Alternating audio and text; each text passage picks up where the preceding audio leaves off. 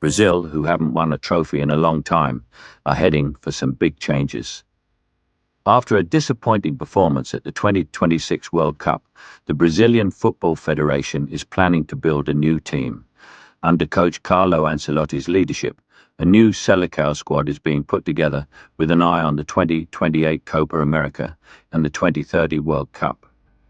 Ancelotti has decided to start fresh and build the squad from the ground up. In today's video, we'll find out about 10 key stars who are expected to play major roles, as well as some players Brazil plans to bring into the team. This new Brazil could be even more fearsome than before. Neymar Jr. is definitely the most dangerous player out there. Even though there's been a lot of buzz about his future at 34, his experience is still a major plus for Brazil. He's dropped hints about retiring from international football, but talk about him being a key player at crucial times hasn't died down. Everyone's pretty sure Neymar Jr. will suit up for Brazil again. The CBF will talk about Neymar soon, but since they're on a break, nothing's set in stone yet. From ex-players to fans, everyone's got faith in him. Neymar Jr. made that call based on how he was feeling. So, all things considered, Neymar will be back in the yellow jersey. Antony will hold on to the number 2 spot. Antony was once seen as a top player for Brazil. He's been killing it at his La Liga club and is definitely one of the rising stars. His speed and dribbling along with his clutch skills could really boost Brazil's attack. Also, Antony was in the preliminary squad for the 2026 World Cup, but didn't make the final 25-man roster. Still, at his age, he's got what it takes to play confidently in the next 2 World Cups, so looking ahead, Antony could be brought into the team. Coming in at number 3 is Richarlison. Injuries have set him back quite a bit, and he's been really frustrated dealing with one injury after another. Not long ago he was a regular on the Brazil squad, but before the World Cup, due to injury and a dip in form, this number 9 missed out on the tournament. Still, his knack for scoring in big games could keep him in an important role. Since Carlo Ancelotti felt the number 9 spot was weak for the 2026 World Cup, Richarlison might just be the guy to fill that gap. He could become a key footballer, and Carl might call him up to the team pretty soon. Number 4 is Vanderson. As a modern right-back, Vanderson is strong both going forward and defending. He could be the team's long-term answer heading into the 2030 World Cup. Plus, he's still young, so they can keep developing him with the next couple of World Cups in mind. Since there won't be many experienced right-backs for the 2026 World Cup, Vanderson could be a solid choice for that spot. Coming in at number 5 is Wisely, a young defender who's considered one of the biggest up-and-coming talents. If he keeps getting better like this, there's a good shot he'll become a regular on the national team. People are already buzzing about him in world football. Even though he missed the World Cup because of an injury, the Brazilian coach has chosen to get him ready for the Copa America and the 2030 World Cup, taking everything into account.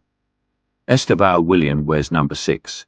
Known as Brazil's new wonder kid, he's seen as one of the main players for the 2030 World Cup plan, mostly because of his skills, speed and finishing.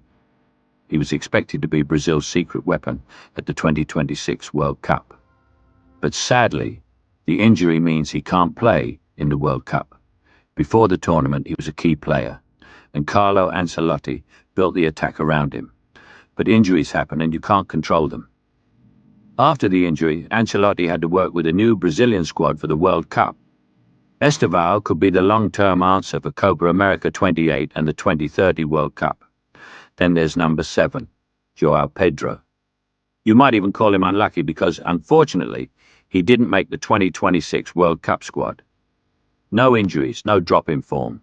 He was left out of the squad purely because of the team setup decided by Carl Ancelotti's staff. And he even felt the impact of being sidelined. He's come to understand what players like Pedro bring to the table, looking ahead to 2028 and 2030, and knowing there's a tough battle for the number 9 spot, João Pedro might just break through. He's already been outstanding for his club and has shown he can shine when it counts. So Brazil's going to need him in the upcoming games. Vinicius is playing in the number 8 role. Junior's the pulse of Brazil right now. Fast, scoring goals, setting them up by 2028 or 2030. The whole squad would probably be built around him. He shone at the 2026 World Cup, but sadly, the team got knocked out in the round of 16. Because of that, Junior could be Brazil's captain by 2028, with a lot riding on him. He might even be the one to take penalties in future games, though nothing's set in stone yet. Number 9 is Rodrigo, who's just as good playing on the left or right wing. Rodrigo's experience in big games really pumps up Brazil's confidence. Due to injuries, Carlo Ancelotti missed out on having him for the World Cup, but right after the tournament, Ancelotti started keeping tabs on players like him. He's back in shape now and is pushing hard for a strong comeback.